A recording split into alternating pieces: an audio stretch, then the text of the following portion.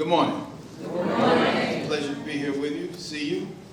I will get to learn your names and your class schedules and where you're supposed to be, when you're supposed to be there over the course of the next semester, and hopefully for the next 4 years. Those of you who see yourselves as completing your program in 4 years, be aware that what Jeff said a minute ago is exactly right. We will chase you all the way straight through till we shake your hand and hug you at graduation. As president, I wanted to sort of tell you a little bit about why this is an important day for us and why this is an important place for you. Medgar is a place that has had a rich tradition of having served this community. In many ways, it is a source of great optimism because there are an awful lot of people who, over the course of time, whether they were in elementary school or middle school or high school, maybe didn't necessarily even think they could go to college. Maybe were not even sure that this would be something that would ever happen for them.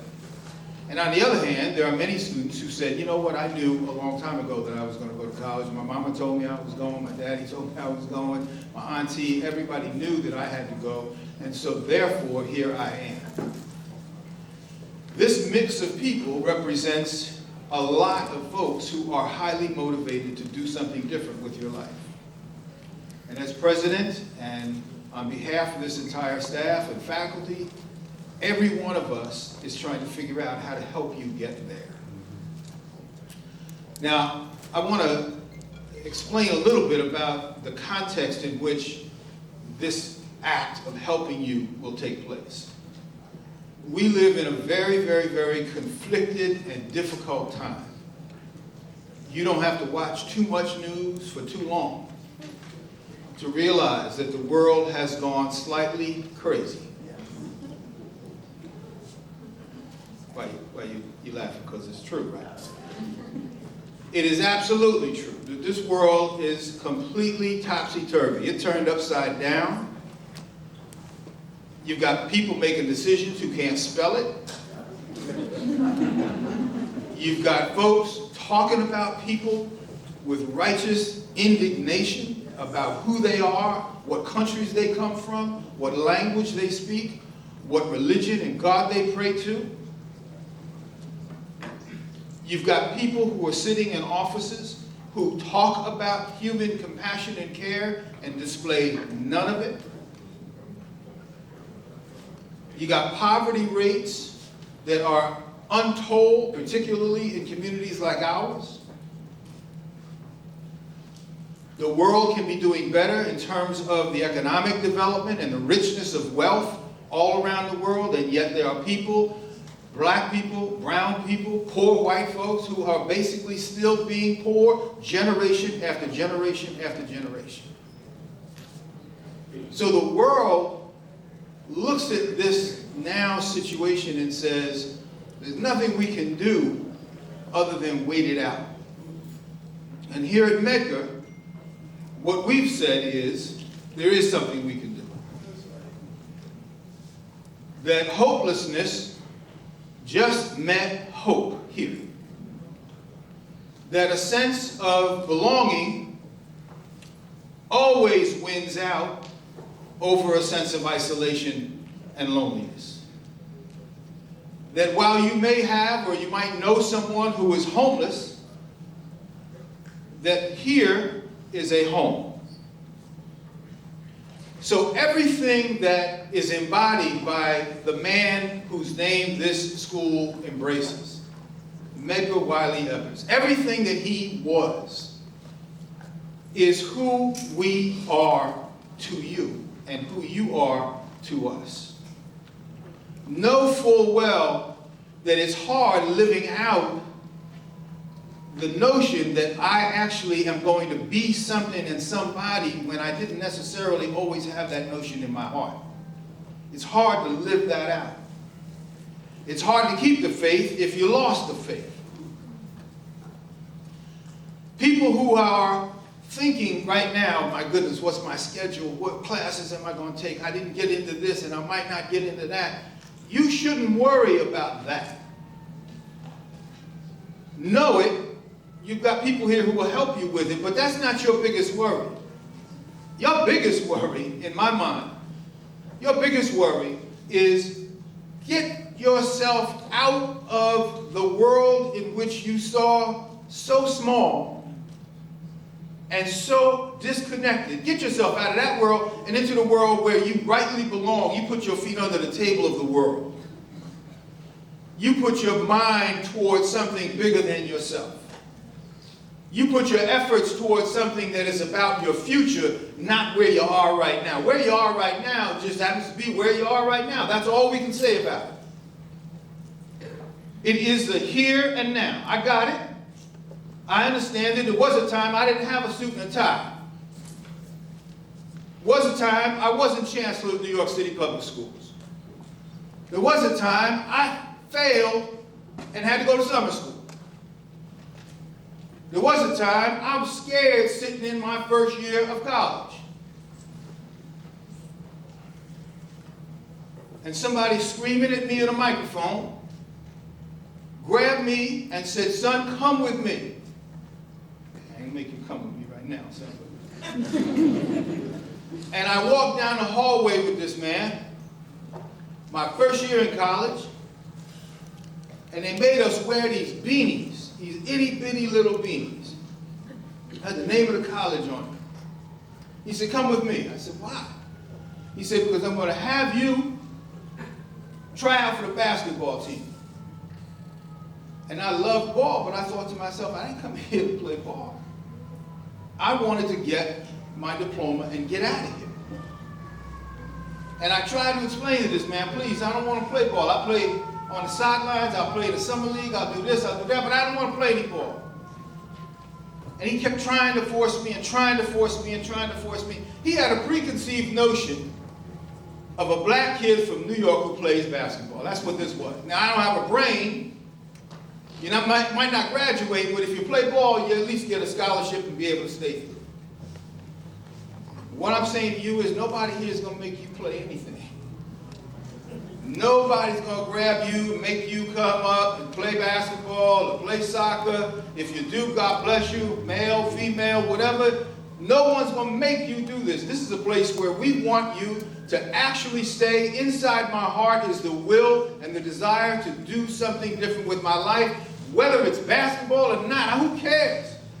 The question is, you literally have to come up with what that is. That's in you. It's been placed inside you. The purpose of college is to have it come out. So everybody who will encounter you, myself included, will come up at some point and say, "Good morning. How you doing?" And you'll be walking 90 miles an hour in the hallway, trying to avoid eye contact. Trying to avoid, I thought I saw that big man someplace at one point in time. Who is he again?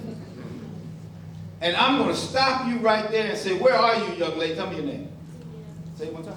Indira. This is Indira. I'm stopping Indira and I'm going to say, "Indira, how you doing?" And she's going to look at me like I have lost my mind. Every student does eventually. Why is he stopping me? I'm going to tell you why I stop you. I stop you because you belong here. Because we do love you. I'm going to make you say good morning. I'm going to make you look me in the eye. I might even ask to shake your hand. I might even ask where you're supposed to be. And some of you are going to eventually say, "You know what? I am a little lost today." Most of you don't do that out loud. You get in the elevator. And that's when you'll tell me the truth. "President, I don't know where I'm supposed to be." It's just me and you in the elevator. And I'm going to admit to you privately, but I'll say it here publicly, there are days I don't know where I'm supposed to be. But I always know that the home will allow me to find myself. So I want you to really understand that this is a college that allows you to have the grace of people who love you. The time for you to discover who and what it is that you want to do with your life. Who you are and what it is you want to do with your life. And then we'll literally push you hard enough that you almost don't have any choice but to get there. And along the way, there will be that day when you say to yourself, you know what? I don't need to push anymore. I am completely traveling now under my own power. I get it. I'm smart. I'm capable. I can do this. I'll sign up for courses. I'll take the courses. I'll do the homework. I'll do the work in class. I'll do the extra credit if there's some. I'll do the travel abroad if there's that opportunity. I'm going to learn another language. I'm going to get myself an opportunity to be at our faith center. So I literally keep hope in my heart every day, no matter what happens. This is what this college is about. If we provide nothing at all, it will be faith, hope, and love. You will always feel that, and you'll get it to fortify you so that when you're taking that math test that you hate, or when you're literally taking on a challenge that you don't think you can get through, you're fortified by people who actually are still holding faith, hope, and love. I'm going to conclude in saying to you one last thing. I have had a number of people who have said to me at the end of the semester, I'm not sure where I'm going to be able to get a job. And I've literally thought to myself, well, if by the end of your first term, your first semester, you really haven't given any thought to where you're going to reside from an economic standpoint, from where you're going to be able to earn money, that may be a problem, right? You got to start thinking about that now. Not so much permanently, because people change jobs multiple times over a career, but you got to think about what job, what industry, what internship, where do you want to ultimately have a chance to rub shoulders with people that you have not rubbed shoulders with in the past. One of the things that we're trying to build into the college is we're trying to build a whole new network of connections that would allow our students to participate in their chosen career path by virtue of being in an internship. So you should be thinking, I want to be a X, but in order to do that, it would be helpful if I got to see or talk with or be a part of a team that studies in or connects to the industry of my chosen career. You should be thinking about that now. We're going to have a whole new office opened up around just being able to help you get into these internships that will connect to your career. And the reason that's important is that there is no faith, hope, or love that will allow you to exist in the world without a job.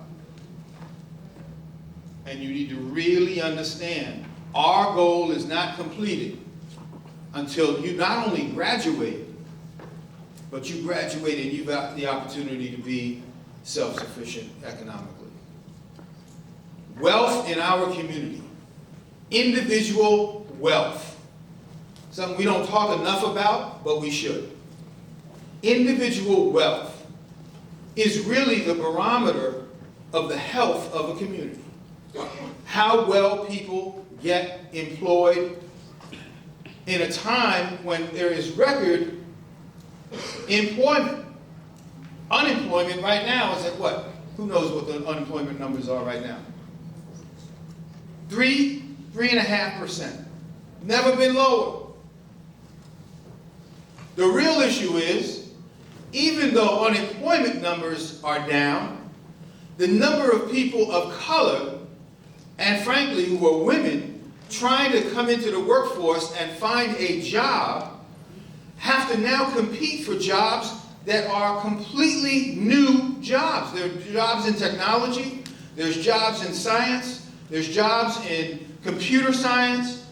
These are all new jobs, and the fact of the matter is that these jobs are not going to be able to be taken by people who are not prepared. So the purpose here is not just to get you prepared for graduation. Yes, that's true. I want to make sure I see you at graduation. But to be honest with you, I'm not happy until I know the economy of Crown Heights and Central Brooklyn and black folks and brown folks and people from all over the world, that economy is now fueled because you are in the workplace. That's what the name of this job, that's what the name of this college is for. It's about your economic self-sufficiency, your spiritual development and growth, and your own attitude about what you are as a child of God who's brilliant and capable of doing anything you put your mind to doing. Thank you very much. I will see you in the hallway.